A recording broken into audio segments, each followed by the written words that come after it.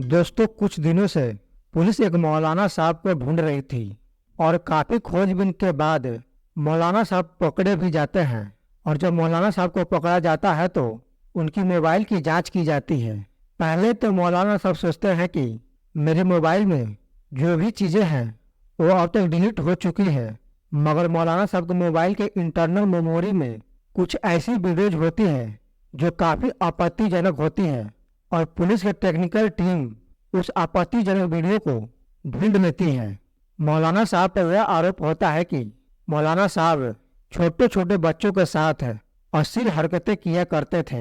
आज की वीडियो में हम यही जानने का प्रयास करेंगे कि आखिरकार ये मौलाना कौन थे और जिन बच्चियों के साथ ये मौलाना साहब अश्लील हरकतें किया करते थे वो बच्चियां कौन थी और अंत में इस मौलाना के साथ क्या होता है। दोस्तों, यह घटना उत्तराखंड प्रदेश की एक जिला है उधम सिंह नगर। उधम सिंह जिले का ही एक शहर है रुद्रपुर। रुद्रपुर कोतवाली क्षेत्र में एक गांव पड़ता है जिसका नाम है मलसी। मलसी गांव में एक मस्जिद था और उस मस्जिद में एक मौलाना साहब दीनी शिक्षा देने का काम किया करते थे। घटना 16 अगस्त 2024 के दोपहर की है। एक बच्ची मस्जिद से दीनी शिक्षा लेकर अपने घर आती है। घर आने के बाद वो बच्ची काफी गुमसुम रह रही थी और यह सिलसिला कई दिनों से चल रहा था। अपने बच्ची को गुमसुम देख उसकी माँ उसे इस बारे में पूछती है, मगर बच्ची कोई जवाब नहीं देती है।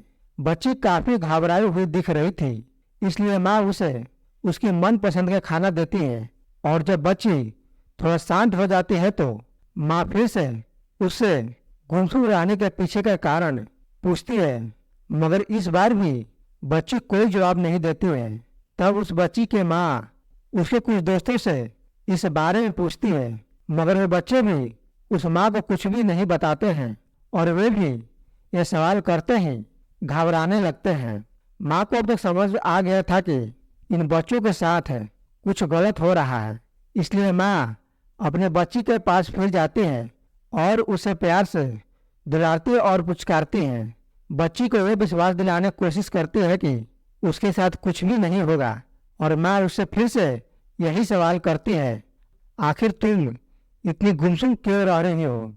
तब बच्ची माँ से कहती है कि अगर मैं आपको इस बारे में बताऊंगी तो आपको जिनात मार डालेंगे।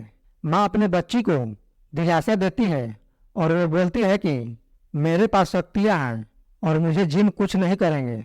जब बच्ची को पूरा विश्वास हो जाता है कि मेरी माँ को कुछ भी नहीं होगा तो बच्ची अपनी माँ से यह बताती है कि मस्जिद के मौलाना साहब उसके साथ गंदी गंदी हरकतें किया करते हैं।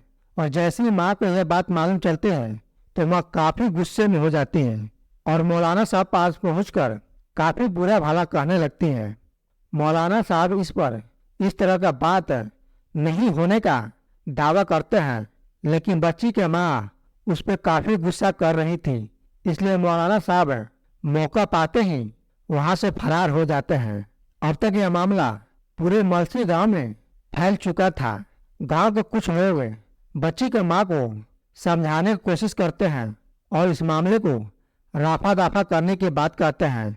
वे कहते हैं कि अगर यह बात बाहर मालूम चली तो काफी बदनामी होगी, मगर बच्ची के माँ काफी गुस्से में थी और वो अपने बच्ची के लिए इंसाफ चाहती थी, इसलिए वह पासी के पुलिस थाने में जाकर मौलाना के खिलाफ कंप्लेंट दर्ज करवा देती है। कंप्लेंट दर्ज होने के बाद पुलिस उस मौलाना का छानबीन शुरू कर देती है। पुलिस को मालूम चलता है कि यह मौलाना उत्तर प्रदेश के पीलीभीत का रहने वाला था और वह शाहबाद में एक मस्जिद के अंदर दीनी शिक्षा देने का काम किया करता था, मगर वहाँ पैसे और चंदे में कमी होने के कारण वह उत्तराखंड के मलसी गांव में आकर एक मस्जिद में कार्य करने लगता है।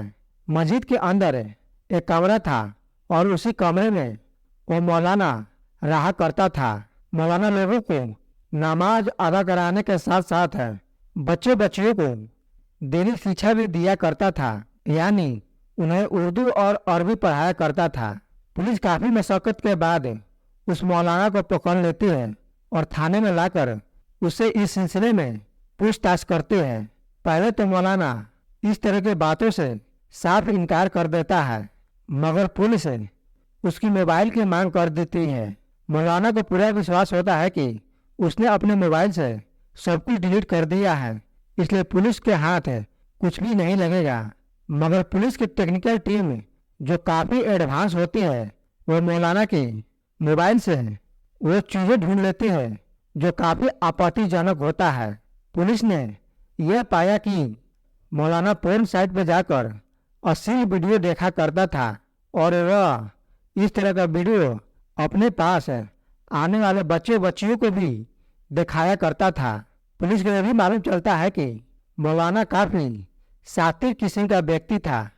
वो 8 साल से बड़े बच्चे बच्चियों से काफ़ी सख्ती से पेश आया करता था, जिससे बच्चे बच्चियों को माँ बाप भी उसमें काफ़ी खुश होते थे।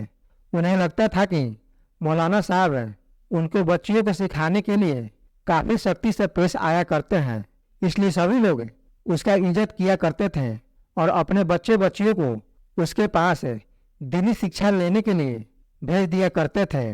मौलाना 8 साल के छोटे बच्चे बच्चियों से काफ़ी प्यार से पेश आया करता था और सबको छुट्टी करने के बाद भी उन्हें अपने पास पढ़ाई के बहाने रोक लिया करता था। जब सभी बड़े बच्चे बच्चियाँ वहाँ से चले जाते तो मौलाना उनके साथ काफ़ी आपत्तिजनक और अश्लील हरकतें किया करता था। उनके प्राइवेट पार्टों से खेला करता था। उसने करीब 5 लड़कियों के साथ करीब 1.5-2 महीने से इस तरह का हरकत कर रहा था और जब गांव वालों को यह बात मालूम चलती है तो गांव वाले काफ़ी टूट जाते हैं। सभी को अपने बच्चियों को लेकर चिंता सताने लगती है। बहरहाल मौलाना को पुलिस रिमांड पर लेकर जेल में डाल देती है और उस पर मुकदमा दर्ज कर आगे की कार्रवाई के लिए अदालत में पेश किया जाता है। सभी को उम्मीद है कि मौलाना को सख्त से सख्त सजा दी जाएगी। मौलाना लड़कों के साथ इस तरह का हरकत कभी नहीं किया करता था, इसलिए कभी किसी को इस तरह के घटना के बारे में मालूम नहीं चल पाया था। इसके बाद पुलिस मौलाना जहाँ जहाँ काम किया था उन जगहों पर भी यह पता लगाने की कोशिश करती है कि कहीं मौलाना ने वहाँ भी इस तरह का हरकत तो नहीं किया है।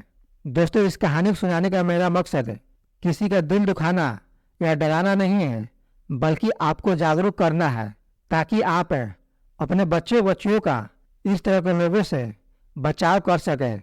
इसके साथ ही आपको एक छोटा सा अनुरोध है कि आप अपने बच्चे बच्चियों से बात किया करें, उनकी परेशानी समझने की कोशिश किया करें ताकि कोई दरिंदा उनकी मासूमियत के साथ कभी खेल ना सके। वहीं आपको यह स्टोरी आपको थोड़ी भी जागरूक करती है तो हमारे चैनल को लाइक एंड सब्सक्राइब जरूर कर दें। जय हिंद, जय भारत।